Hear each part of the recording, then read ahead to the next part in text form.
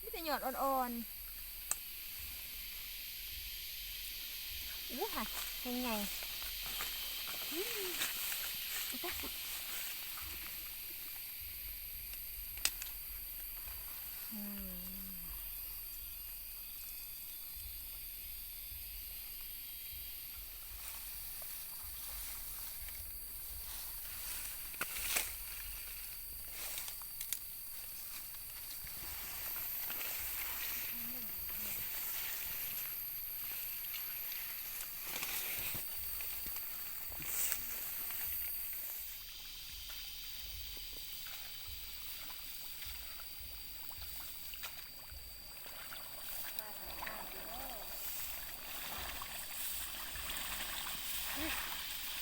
เปล่าได้ลายหนึ่งเลยข้างหน้าเปล่าได้ลายหนึ่งนี่เปล่าเหรอนี่เดี๋ยวไปเมื่อกี้มุ้งพักน้ำงาม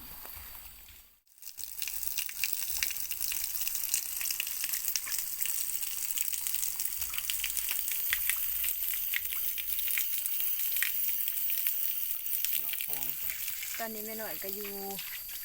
ห้องน้ำห้องกระยุก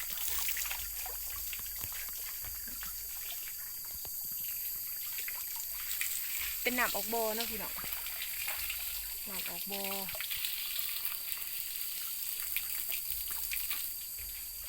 ว่าสิมาหากระปูโบเห็นหอดหินพี่น้องเอ้ยว่าสิมาหากระปูหินโบเห็นหอดหินพ่อโงนเห็นอยู่แต่ว่ามันโบเป็นตาเดี๋ยวสิพาพี่น้องไปเลาะเบิ่งอีกบางทีนี่เนาะ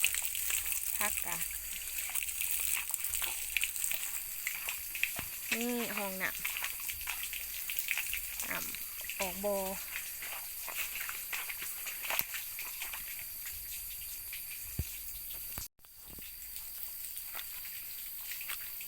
ถือผ้ามาได้ด้วยเฮ็ดเนี่ยเลย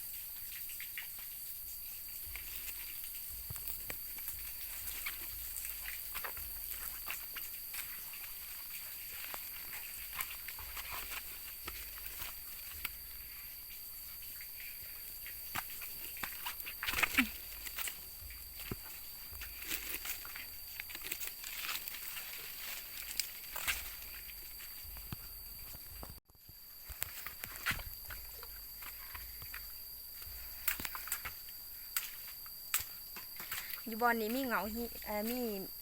มีงนฮีนหลายอยู่บอนคือสิมีอยู่ล่องกึ่งมึงเฮ้ย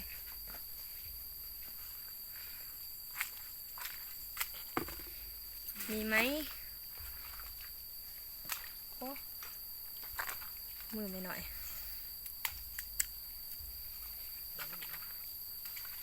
นี่บ่มากึ่งกระปูกันดีกว่าจะเอ๋เวนจะเอ๋จะเอ๋กินได้ฮะเอาไหมบักเดือพี่น้องอย่าไม่กินอะไรได้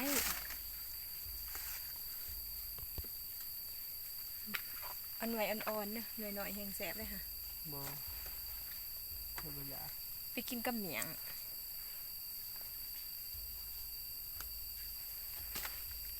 บอสับเบิ่งหินเนี่ยอุ๊บนี่กระปูนี่ดิเฮ้ย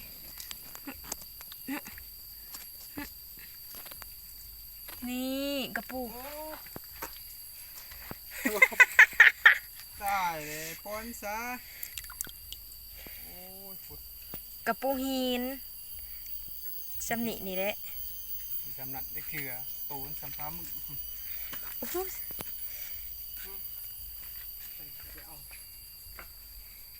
เก็บปัก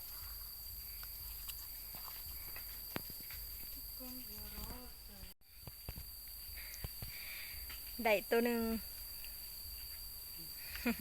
เอาไปใส่ตะมักตอง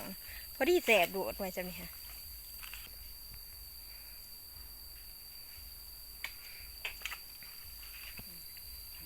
ปัก เตอันนั้นห้าพักปะ เจ้าอะไรเขาเก็บ นี่เด้ก็แม่นแต่ว่าสิไปเก็บหยอดคาโค้มกับลำคา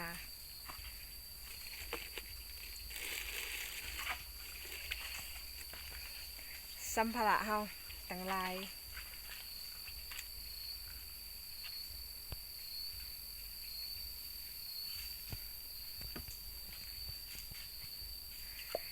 ว่าสีกึ่งกับปูแต่ว่ามันบ่หลายกึ่งเบิงสองซ้ำงุนเห็นแต่ว่ามันบ่เห็นปานใดหั่นน่ะ มันโบราณดอกมันบูมี่ บ่เห็นบ่หลายมันบ่มีเก็บบ่ผักกูด เก็บแล้ว เปลี่ยนแผนสิหาเก็บผักกูดผักน้ำอ้าวยอดผักข่อยเหี่ยวบ่นี่ จะไปเฮ็ดเทียนใจ มันหักอื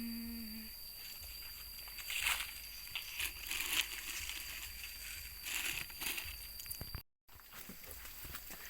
ที่เก่าเวลาเดิมเฮ้ยเฮ้ย ครัวพี่น้องครัวอันครัวอูหยอดกระถินงามจังเลยสรุปของการเดินทางของเราเหมือนนี้เนาะได้ซ้ำนี่พักกูดกับพักน้ำ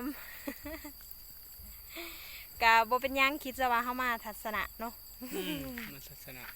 ทัศนะเปล่าสันได้เว้าซัดดูดี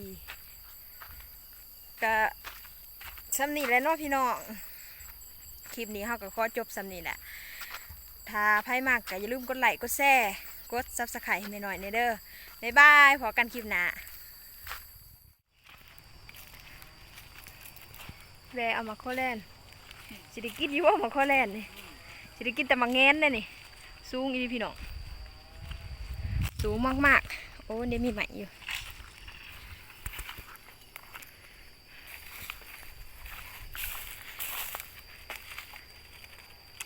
หมาโคแลนบางคนเขาก็เอิ้นว่าหมักแง่วปลาสิได้กินอยู่บ่เนาะโอ้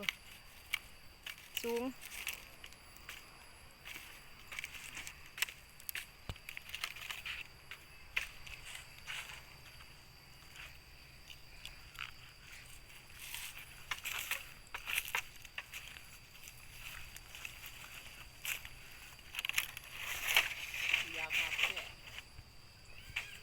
เอาหมากหวานๆเด้อ หมาหวานแต่ต้องเอาหมากแนวนี้นี่หมากที่เขาบ่เอามันเดือด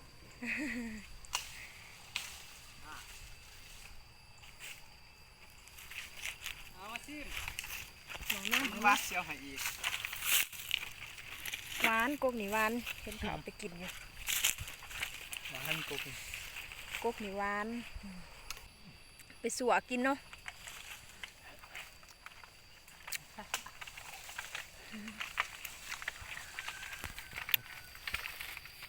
เอาเฮ้ย ใช่แหละ